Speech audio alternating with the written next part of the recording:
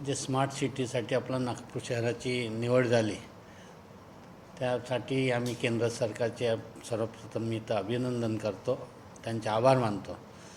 नागपूर शहराला delivery change फाउंडेशनतर्फे आम्हाला त्यांची मोलाचं सहकार्य आम्हाला लाभलेलं आहे।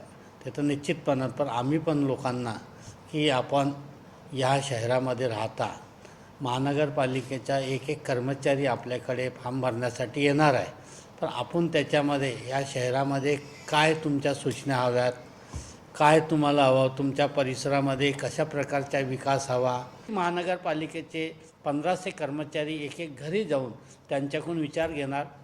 सोबतच जेव्हापर्यंत नागरिकांचा आमचा दोघांचा बी सहभाग एकमेकांशी मिळत नाही तेव्हापर्यंत या शहराच्या काय आपण किती बी काही चांगलं करण्याचा प्रयत्न केला पण लोकांच्या सहभागाविना करू शकत नाही, हे आमचं ठाम मत आहे। म्हणून आम्हाला जे मार्गदर्शक तत्व जे आम्हाला ठरवायचं आहे की जनतेच्या निगडीत राहून आपल्या लोकांशी जेवढं जास्ती होते तेवढं लोकांना सहभाग करून घेणं, हे आमचा प्रयत्न चालू आहे।